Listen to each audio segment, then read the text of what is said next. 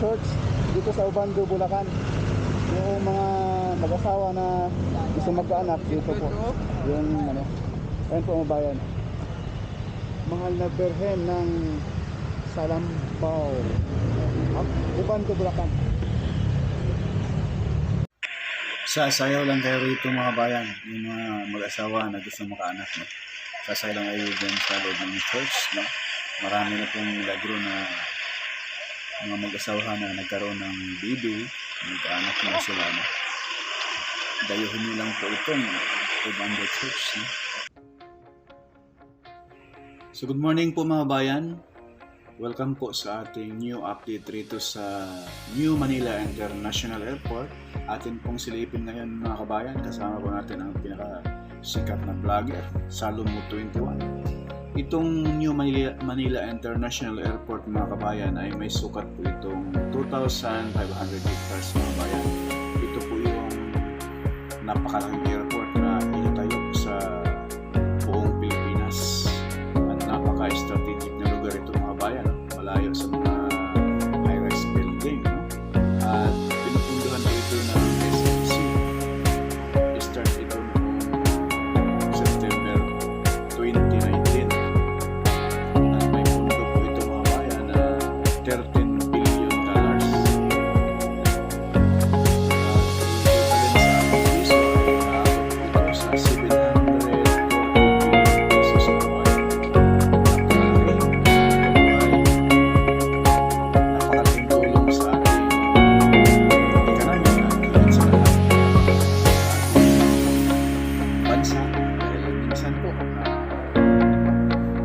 Nabansagan po ang ating airport dito sa Manila na worst airport, no? Lalo na po sa mga tanimbala, yung nakaraang mga dating mga pangulo, no? So, itong New Manila International Airport mga bayan ay matatagpuan po ito sa probinsya ng Bulacan. At ito po ay matatapos sana noong 2024. Nadidili mga bayan, no? Baka ito daw di umano ay magbubuksan sa darating pa na 2028. At importante din mga bayan ay tapos at tuloy-tuloy na rin naman ang gawa, paspasa na po. So yan po ang ating listahin ngayon. Okay, samahan po si Progress Studio. Paki-subscribe na rin at like, follow na rin sa ating page. So narito na po tayo mga bayan, no? Sa mismo Bulacan International sa Obando. Sa Obando sila natin yung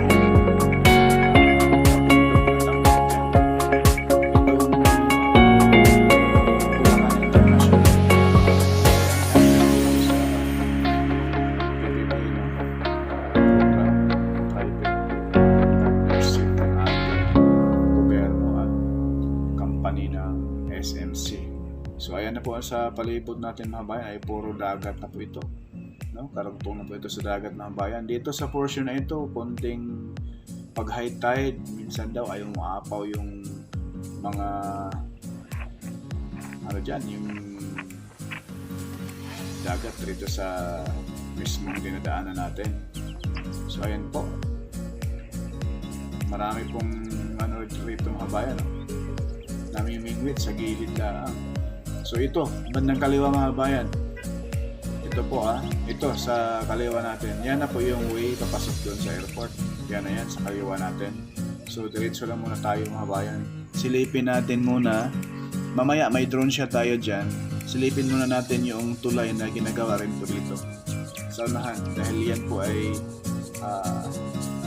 pina-improve na po yung daan dito, tinaasan na dahil po sa preparation sa pagbukas nitong New Manila International Airport na ito po ay magbubukas sa taong 2028. May pundo itong $13.4 billion na.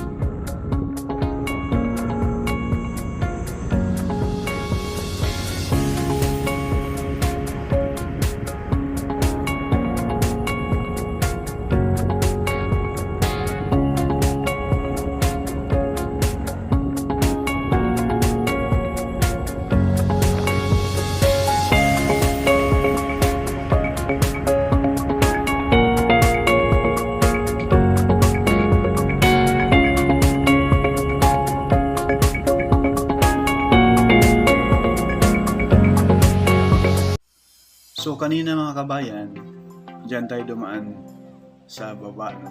Yung tulay na dinaanan natin kaganina, posible babaklasin po yan mga kabayan pag ito'y matapos na po itong tulay. Kaso ang gumagawa ng tulay ngayon dyan mga bayan ay DPWH. Pinapa-improve nila yung area na yan. Tataasan itong pasada rito mga bayan para sa preparation sa pagbubukas nitong New Manila International Airport dito sa bandang kaliwa natin. Ayan po, dito masilayan na po natin dito yung tampak na yung patag dyan sa unang mga bayan na napakalawak. Yan na po ang New Manila International Airport na may sukat na 2,500 hectares na.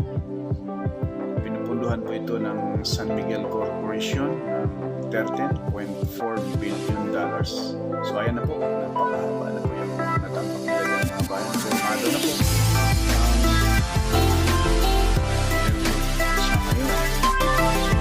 So puro tambak pa lang sila. Sila yung latest update dyan. So dito itong bayan ginagawa na daan dito. Ito na po yung daan papasok sa ginagawang airport. Ayan po sa gawing kanan yung napakalawak na patag. Yan na po yun mga kabayan. Yan na po yung New Manila International Airport.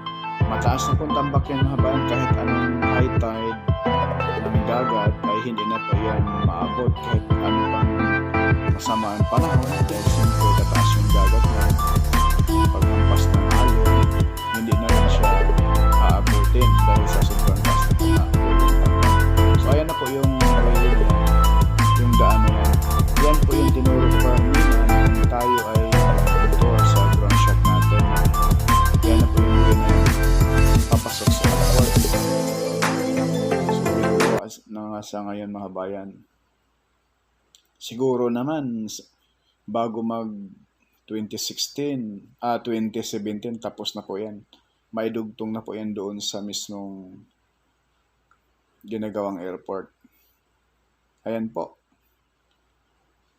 Paspasan pa rin yung gawa dyan pagtrabaho. Iba yung gumagawa sa tulay. May nagsabi na itong New Manila International Airport mga bayan, yung elevated doon sa Skyway, doon sa malapit doon sa north, no? Sa may North Luzon Expressway, may way rin po papunta rito. Elevated siya, skyway siya mga kabayan. Para iwas baha. Kung direkta na po doon sa North Luzon at South Luzon Expressway. Napakaganda. At mayroon na rin pong yung Salex. Yung Salex mga kabayan mula doon sa Rojas Boulevard, elevated rin po, skyway din po. Papunta na po rito sa New Manila International Airport na kung saan pinupunduhan rin po ng San Miguel Corporation yung Salex, no? Mula doon sa Road 10 may mga mahahabang poste na po tayong masisilayan. Abang-abangan po ninyo yung mga upload pa natin rito. So ito po mga bayan, try nating papuntahin ang ating helicopter doon sa mismong airport kung kaya. Medyo malakas ang hangin, nakakatakot. Ayan po, dire-diretso lang tayo. Yan po mga kabayan ay napakalawak at napakataas na po yung tambak. Once na ito'y matapos na mga bayan ay napakalaking tulong din po sa ating mga kabayan na maglilikha rin po ito ng libo-libong trabaho dito sa probinsya ng Bulacan.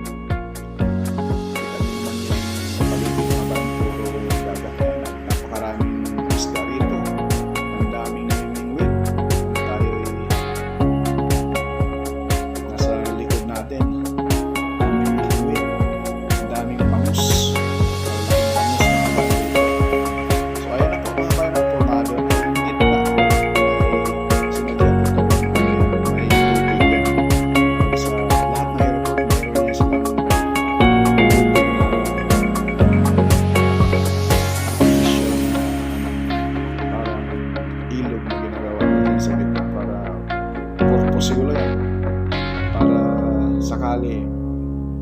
aberya, doon na lang na marami nag-comment, halos nag-comment doon na sana lahat ng mga government project ay ang gagawa Japanese na lang, lahat ng Japanese contractor. Bahala na kung mahal, basta quality at pang long term solution ang mismong gawa. Hindi yung masakit mang isipin, sabi ng ating mga bayan, hindi yung gawang Pinoy dahil yung mga nakapundo, nakalaan na budget ay binabawasan din ng mga ilang congressman at mga politiko ng mga buaya. Kaya sana maaksyonan. So yan lang po muna mga bayan yung ating update rito sa New Manila International Airport. No? Paki-like, share, and subscribe na rin po at follow na rin mga bayan. Salamat na marami.